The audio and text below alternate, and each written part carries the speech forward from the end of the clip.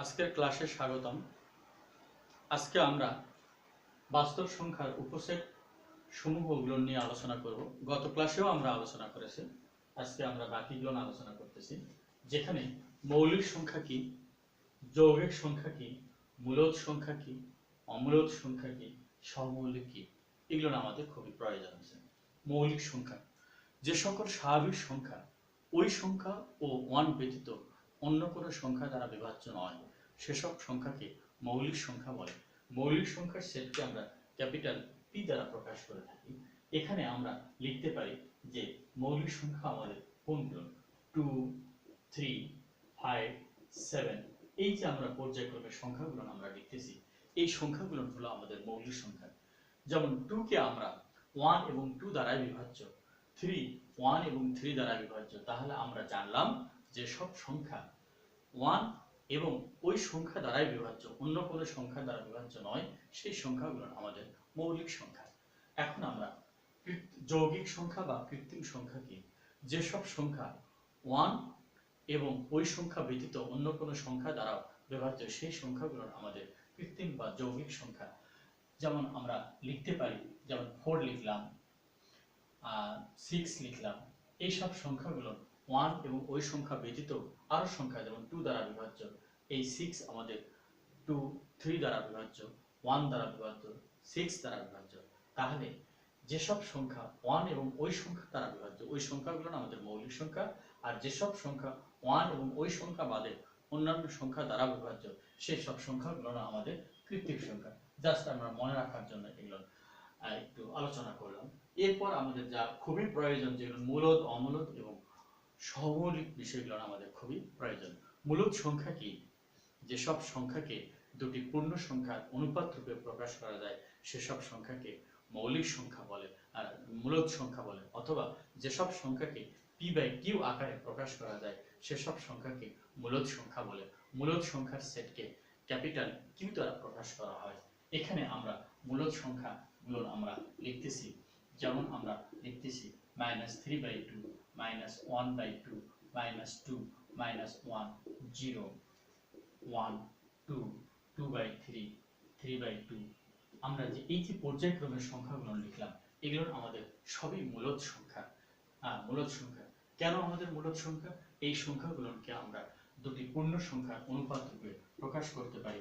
-3/2 যদি লিখি, -3:2 আমরা লিখতে পারি। 0 যদি লিখি, 0 ইকুয়াল আমরা লিখতে পারি 0/1 ইকুয়াল 0:1।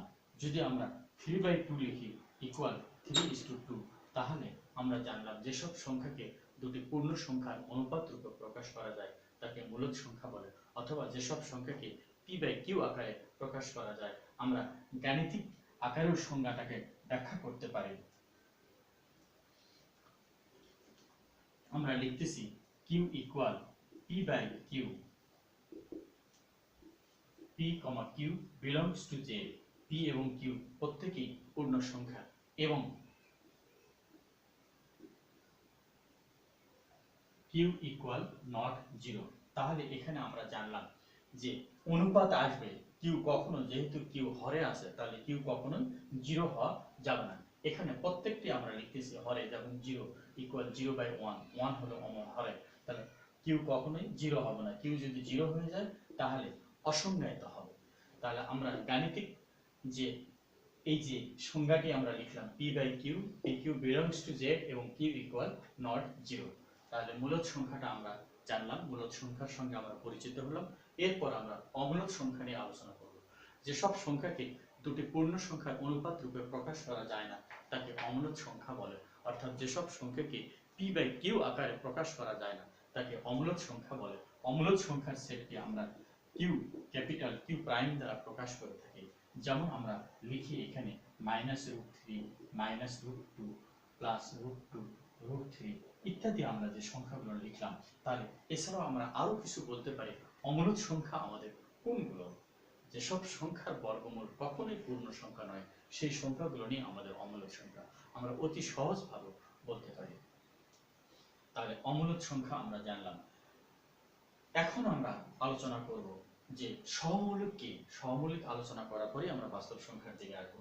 সহমৌলিক, দুই বা ততোধিক সংখ্যা যদি সাধারণ গুণনীয়ক 1 ব্যতীত যদি আর না থাকে, তাহলে সেই সংখ্যাগুলো আমাদের সহমৌলিক।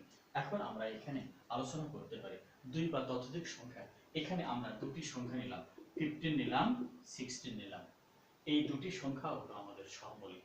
তার কারণ 15 কে যদি আমরা উৎপাদকে বিশ্লেষণ করতে পারি 1 ইন্টু 3 ইন্টু 5 আমরা লিখি, তাহলে এখানে 1 3 5 আছে। 16 কে যদি আমরা লিখি 1 ইন্টু 2 ইন্টু 2 ইন্টু 2 ইন্টু 2, 2 দুগুণে 4, 4 দুগুণে 8, 8 দুগুণে 16, তাহলে এখানে এই দুটি সংখ্যার মাঝে 1 ব্যতীত আর কোনো সাধারণ উৎপাদক নেই। তাহলে এখানে আমরা 15 এবং 16 অর্থাৎ 15 এবং 16 এই দুটি সংখ্যা হলো আমাদের সহমৌলিক। এরকম আমরা নিজেরা আরো সংখ্যা তৈরি করতে পারি। 8 নিলাম, 9 নিলাম। 8 কে যদি আমরা লিখি 8 থেকে যদি আমরা লিখি 1 ইন্টু 2 ইন্টু 2 ইন্টু 2, 9 কে যদি আমরা লিখি 1 ইন্টু 3 ইন্টু 3 আমরা লিখলাম, তাহলে এখানে 1 ব্যতীত 1 এদের সাধারণ উৎপাদক আর কিন্তু নেই, সাধারণ গুণনীয়ক বা উৎপাদক। এই জন্য আমরা 8 এবং 9 কে সহমৌলিক বললাম। তাহলে আমরা সহমৌলিক বিষয়টাও আমরা জানলাম। তাহলে সহমৌলিকটা হলো আমাদের কি? দুই বা ততোধিক সংখ্যা যদি সাধারণ গুণনীয়ক 1 ব্যতীত আর না থাকে, তাহলে সংখ্যাগুলো হলো আমাদের সহমৌলিক। তাহলে মূলদ সংখ্যা জানলাম, অমূলদ সংখ্যা জানলাম। অমূলদ সংখ্যার সেটটাকে আমরা কিভাবে প্রকাশ করতে পারি সেটাও আমি লিখতেছি। যেহেতু অমূলদ সংখ্যার সেটকে আমরা আগেই আলোচনা করেছি, কিউ প্রাইম দ্বারা প্রকাশ করে থাকি, গাণিতিক সংখ্যাটা আমাদের কি আসে সেটা আমরা লিখতেছি। x equal not p by Q, অর্থাৎ p বাই কিউ দুটি পূর্ণ সংখ্যার অনুপাত রূপে প্রকাশ করা যাবে না। pq belongs to j হবে এবং q ইকুয়াল নট 0 হবে। তাছাড়া আমরা এখানে বলতে পারি x belongs to r হবে, অর্থাৎ এই বিষয়গুলো আসবে। pq belongs to j, q equal not 0, x belongs to r, অর্থাৎ p by q আমাদের অবশ্যই এখানে বাস্তব সংখ্যা হবে। বাস্তব সংখ্যা যেহেতু অমূলদ সংখ্যার মাঝে, অমূলদ সংখ্যা বাস্তব সংখ্যার মাঝে আছে, এখানে অনুপাত হবে না। এটা হলো আমাদের গাণিতিক সংখ্যা। মূলদ সংখ্যার ক্ষেত্রে আমাদের গাণিতিক সংখ্যা হলো এটা, অমূলদ সংখ্যার ক্ষেত্রে আমাদের গাণিতিক সংখ্যা হলো আমাদের এটা। এখন মূলদ এবং অমূলদ সংখ্যার ক্ষেত্রে আমরা আরো কিছু ব্যাখ্যা দিতে পারি, যেটা হলো আমাদের এখানে আমরা লিখি যে কিউ ইউনিয়ন কিউ প্রাইম। আমরা আগেই জেনেছি মূলদ এবং অমূলদ সংখ্যাই হলো আমাদের বাস্তব সংখ্যা। মূলদ এবং অমূলদ সংখ্যা থেকে বাস্তব রেখা এসেছে, এক্স ও এক্স ড্যাশকে বাস্তব রেখা বলা হয়। তাহলে মূলদ এবং অমূলদ সংখ্যার যদি ইউনিয়ন করি, তাহলে আমরা বাস্তব সংখ্যা পাবো। আবার মূলদ ইন্টারসেকশন অমূলদ সংখ্যা নেই, তাহলে আমরা ফাঁকা সেট পাবো। তার কারণ যেসব সংখ্যাগুলোর মূলদ ওই সংখ্যার মাঝে অমূলদ সংখ্যা নেই, যেসব সংখ্যাগুলো অমূলদ সেখানে কোনো মূলদ সংখ্যা নেই। তাহলে মূলদ এবং অমূলদ সংখ্যার যদি আমরা ইন্টারসেকশন করি, তাহলে আমরা ফাঁকা অরই পাবো, ফাঁকা সেট। আবার অথবা এটাও লেখা যায়, আমরা এভাবেও লিখতে পারি। আবার মূলদ এবং অমূলদ সংখ্যার যদি ইউনিয়ন করি, বাস্তব সংখ্যা পাবো। আবার এক্ষেত্রে আমরা আবার আরেকটি বিষয় আমরা লিখতে পারি যে কিউ প্রাইম ইকুয়াল আর বা কিউ, অর্থাৎ বাস্তব সংখ্যা থেকে যদি আমরা মূলদ সংখ্যা বাদ দেই, তাহলে আমরা অমূলদ সংখ্যা পাবো। এই প্রত্যেকটিও আমরা ব্যবহার করতে পারি। তাহলে আজকে আমরা এই বিষয়গুলো জানলাম, যে আমরা জানলাম যে মৌলিক সংখ্যা কি, যৌগিক সংখ্যা কি, মূলদ সংখ্যা কি, অমূলদ সংখ্যা কি, সমৌলিক সংখ্যা কি, এই বিষয়গুলো আমরা আলোচনা করলাম। তাহলে পূর্বের ক্লাস এবং এই ক্লাস মিলেই আমরা বাস্তব সংখ্যার উপসেট সমূহগুলো নিয়ে আলোচনা করলাম। এর পরবর্তী ক্লাসে আমরা বাস্তব সংখ্যার শ্রেণীবিন্যাসে কিভাবে আলোচনা করে আরো একটু ডিটেলস আলোচনা করা যায় সেদিকে আমরা যাব। আজকে এখানেই, আল্লাহ হাফেজ।